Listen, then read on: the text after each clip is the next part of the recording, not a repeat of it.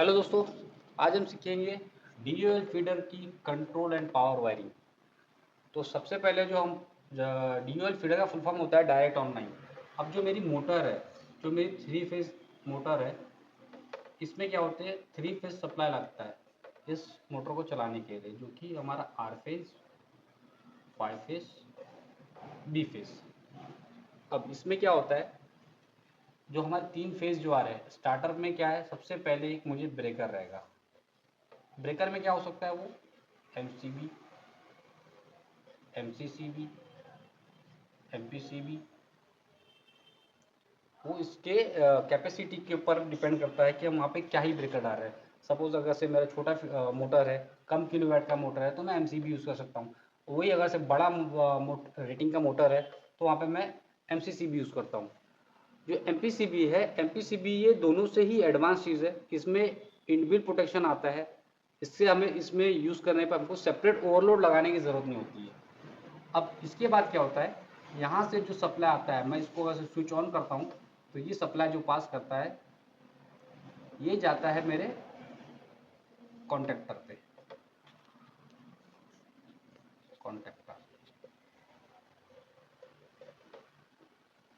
अब कॉन्टेक्टर क्या होता है, कॉन्टेक्टर होता है एक स्विचिंग डिवाइस है। ये स्विचिंग डिवाइस है, जब इसके मैं कॉइल को अगर से सप्लाई देता हूँ, जैसे ये कॉइल इसका 230 वोल्ट का है एसी, अगर से मैं इसके एक टर्मिनल पे फेज दे दूँ, दूसरे टर्मिनल पे न्यूट्रल दे दूँ, तो ये एनर्जाइज हो जाएगा।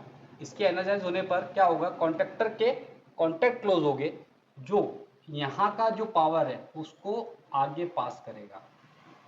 सपोज जैसा एग्जांपल, ये जैसा यही मैं इसके कॉन्टैक्ट कॉइल को सप्लाई दिया, तो ये कॉन्टैक्ट चेंज कर करके आगे सप्लाई पास करेगा। अब यहाँ से जो सप्लाई निकलेगा, वो जाएगा मेरे ओएलआर पे। ओएलआर क्या होता है, ओवरलोड रिले। जैसा कि इसका नाम बता रहा है, ओवरलोड रिले। अगर मेरा करंट ओवर जाता है, जो भी डिजायर्ड करंट है मेरा मोटर का, उसके ओवर जाता है, जो मैं इसमें वैल्यू सेट करता हूँ उसके ओवर जाता है, तो ये इसके कंट्रोल को ट्रिप कर देगा। जो यहाँ से फेजर न्यूट्रल जो आ रहा है ना, फेज, इसको क्लोज कर देगा, तो ये कॉइल डी एनर्जाइज हो जाएगी, जिसके कारण जो ये कॉन्टैक्ट आ रहा था, ये क्लोज हो जाएगा। इसके प्रोटेक्शन के लिए वो लगा होता है, और ये जाते हैं सारे वायर तीनों मेरे मोटर को। तो ये हमारा बेसिक पावर वायरिंग डायग्राम है। पावर वायरिंग और डीयूएल फीडर। तो दोस्तों, अभी हमने जो देखा, हमने अभी पावर वायरिंग देखी है। पावर वायरिंग के बाद आती है हमारी जो मेन है, कंट्रोल वायरिंग। कंट्रोल वायरिंग क्या होती है, इसमें जो बेसिक है, ये मेरी फेज लाइन है, ये मेरी न्यूट्रल लाइन है। जैसा कि मैंने पावर वायरिंग में बताया था आपको, कि मेरे कॉन्टैक्टर के अंदर जो कॉइल है, उसको एनर्जाइज करने पे वो सप्लाई आगे पास करता है। तो ये मेरे कॉन्टैक्टर की कॉइल है, इसको हमको देनी होती है 230 वोल्ट, या जो भी इस कॉइल की रेटिंग होगी 230 वोल्ट एसी। अभी मेरे केस में इसको हमने 230 वोल्ट एसी पकड़ा हुआ है, तो हम इसको 230 वोल्ट एसी से लेकर के चलते हैं। अगर मैं इसको फेज और न्यूट्रल डायरेक्ट दे दूँ, तो मेरा कॉन्टैक्टर चालू हो जाएगा और मेरी लाइन कंप्लीट हो जाएगी। जैसे यहाँ मेरा एमसीबी था, नीचे मेरा कॉन्टैक्टर था, और ये मेरा उसके नीचे ओवरलोड था, और यहाँ मेरी मोटर थी। अगर से मैं फेज न्यूट्रल दे दूँ, तो यहाँ से मेरे आर वाई बी टायरिंग मेरे मोटर को चला जाएगा। बट कंडीशन ऐसी नहीं होती है, हम डायरेक्ट इसको देते नहीं हैं। इसके लिए हम बीच में डालते हैं स्टार्ट बटन। स्टार्ट बटन है तो एनो होगा, एनो बटन होगा। अब क्या होगा, जब मैं इस बटन को पुश करूँगा, तो मेरा कॉइल चालू होगा। पुश करने पे ये क्लोज हो जाएगा और मेरा बटन कॉन्ट्रैक्टर चालू हो जाएगा। बट जब मैं इसको छोड़ दूंगा, तो ये बंद हो जाएगा। हमें ऐसा नहीं चाहिए होता है ना। कंडीशन क्या होती है, अगर मैं प्रेस कर दूं, तो मेरा चालू रहना चाहिए, और मैं स्टॉप बटन दबाऊँ तब बंद होना चाहिए। तो उस कंडीशन के लिए क्या करना होगा, हमको इसको करनी होगी लैच। इस एनो कॉन्टैक्ट को मुझे लैच करना होगा। लैच किससे होगा, इसी कॉन्टैक्टर के एनो से। इस कॉन्टैक्टर पे जो एड ऑन होता है, एड ऑन एक एनो एनो एनो जो ब्लॉक है, उसी से मैं इस फेज वायर को पास करूंगा। तो क्या होगा, अब इस कंडीशन में अब जब मैं इसको प्रेस कर रहा हूँ तो यहाँ से सर्किट क्लोज हो रहा है। ये क्लोज होने पर क्या हो रहा है, सप्लाई जा रही है। अब ये जैसे ही कॉन्टैक्टर एनर्जाइज होगा तो ये भी सर्किट क्लोज हो जाएगा। अब ये क्लोज हो गया है तो करंट मेरा यहाँ से, सप्लाई मेरा यहाँ से जा रहा है कंटिन्यू। इसको मैं रिलीज भी कर दूँ, इसको मैं रिलीज भी कर दूंगा तो भी मेरा सप्लाई यहाँ से जाता है, क्योंकि मेरे सर्किट को कंप्लीट करता है और मेरा कॉन्ट्रैक्टर एनालाइज होता है।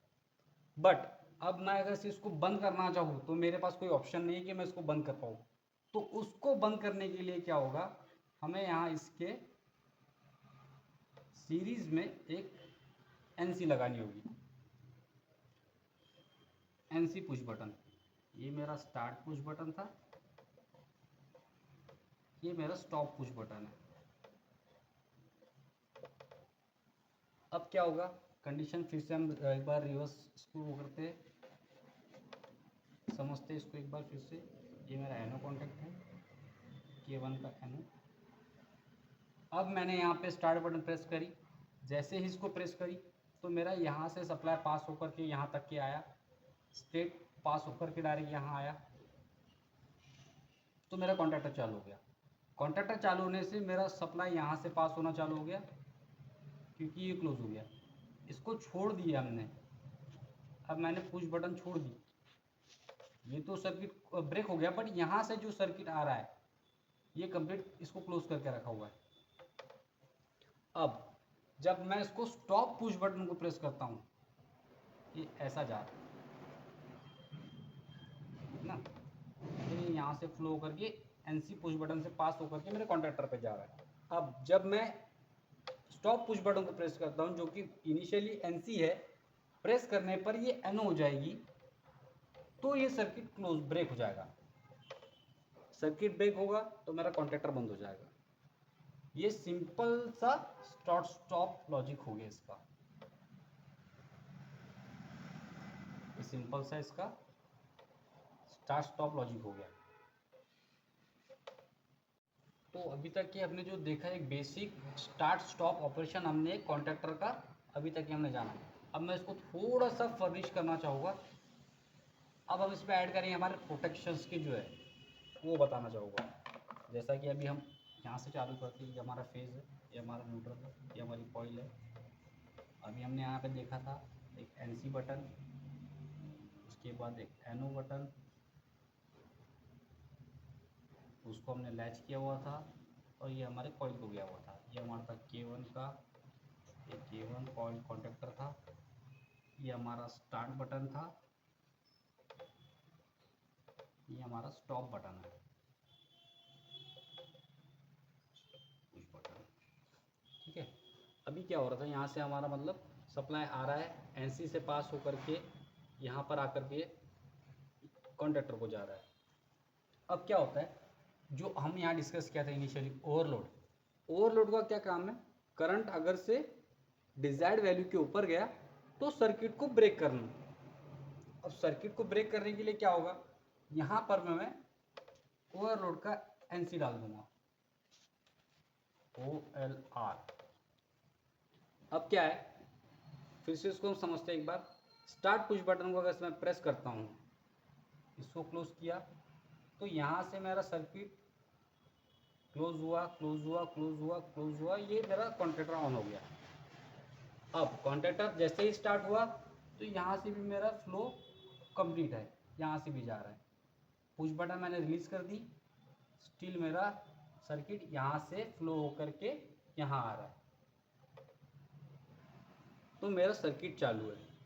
अब क्या होता है, मान लो मेरी मोटर की कैपेसिटी 5 एम्पियर की थी, फुल लोड करंट मेरा मोटर का 5 एम्पियर है, मैंने ओवरलोड में सेट कर रखा है उसको 5 ampere. But due to some reason, या तो हो सकता है मोटर कुछ जाम हो या कुछ लोड ज़्यादा हो उस पर, उसके कारण वो 5 एम्पियर से ज़्यादा करंट ले रही है, जैसे 5.5 एम्पियर ले रही है, तो क्या होगा, ये उसको ब्रेक करेगा। जैसे ही हमारा OLR अपनी कंडीशन चेंज करेगा, एनओ का एनसी का एनओ हो जाएगा, तो मेरा सर्किट ब्रेक हो जाएगा, तो मेरा कॉन्ट्रैक्टर बंद हो जाएगा। तो अभी तक हमने सीखा है एक बेसिक स्टार्ट स्टॉप और ओवरलोड से वो कंडीशंस कैसी हमारी मोटर ऑन होगी। ये सिंपल DOL का फीडर का कंट्रोल वायरिंग हो गया। मतलब अगर मैं बटन दबाता हूँ, स्टार्ट बटन दबाया तो मेरा होल्ड हुआ, होल्ड होने से मेरा कॉन्टैक्टर ऑन हुआ, कॉन्टैक्टर ऑन हो गया, अब कंटिन्यू चल रहा है, स्टॉप बटन दबाने पर मेरा कंट्रोल बंद होगा। ये मेरा स्टार्ट स्टॉप ऑपरेशन हो गया। उसी के साथ ओवरलोड से उसको कैसे ब्रेक करना है वो भी हमने यहाँ पे समझ लिया है। अब इसके आगे जो होता है वो होते हैं इंडिकेशंस। अब तो ये सिंपल सा स्टार्ट स्टॉप था, अब हम पढ़ेंगे इंडिकेशन कैसे दिखाए, है ना। तो इसके लिए हम चालू करेंगे, ये मेरा पावर वायर है, ये मेरा न्यूट्रल वायर है, ठीक है। तो अब आता है जैसा कि यहाँ पे ओवरलोड का NC OLR, अभी मैंने पीछे जो स्क्रीन थी यहाँ पर मैंने नीचे दिखाया हुआ था, बट वो हम उसको ऊपर भी लगा सकते हैं OLR को। और देखा जाए तो बेसिकली हमको सबसे पहले OLR से ही पास करना होता है, ताकि सबसे पहले हमारा सप्लाई OLR में है, वहाँ से ही आगे जाए, तो उससे हमें प्रोटेक्शन के लिए जो ईजी रहता है। अगर से कुछ भी हो तो सबसे पहले मेरा OLR ब्रेक कर दे सप्लाई को। उसके बाद मेरा स्टॉप बटन था, स्टॉप पुश बटन, फिर मेरा था start push button, start push button, और इसी को मैंने किया था लैच कॉन्टैक्टर के एनओ से, और ये मेरा गया हुआ था कॉन्टैक्टर को मैं डिनोट कर रहा हूँ K1 से। ये हमारा सिंपल सा स्टार्ट स्टॉप और प्रोटेक्शन के साथ एक सर्किट है, वायरिंग है। अब यहाँ पर क्या होता है, मैं इसी फेज से एक बार उठाता हूँ, OLR के NO कॉन्टैक्ट से देता हूँ, OLR का NO, और ये जाता है मेरे ट्रिप इंडिकेशन को।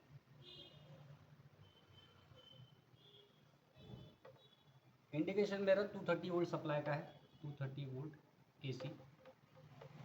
जब भी इसको न्यूट्रल और फेज मिल जाएगा, ये फेज है ये न्यूट्रल है, न्यूट्रल और फेज मिलेगा तो मेरा इंडिकेशन ऑन होगा। अब ये ट्रिप कंडीशन पे कब ऑन होगा, जब करंट मेरा डिज़ायर्ड जो सेट वैल्यू है उससे ऊपर जाएगा, तो ये अपने कॉन्टैक्ट चेंज करेगा, सर्किट को क्लोज कर देगा, कॉन्टैक्टर बंद हो जाएगा, बट इंडिकेशन मेरा ऑन रहेगा, ठीक है। इसी के बाद अब हम लेते हैं स्टॉप के लिए अपना ऑफ इंडिकेशन के लिए। ऑफ इंडिकेशन के लिए मैं इसको पास करूँगा कॉन्टैक्टर के NC से।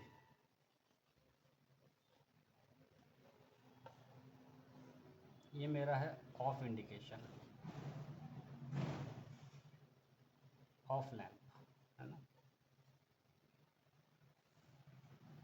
मैंने इसको OLR के बाद लिया हुआ है, इसके पीछे रीज़न क्या है, मेरा यहाँ से सप्लाई आ रहा है, OLR से पास होकर के यहाँ से जा रहा है।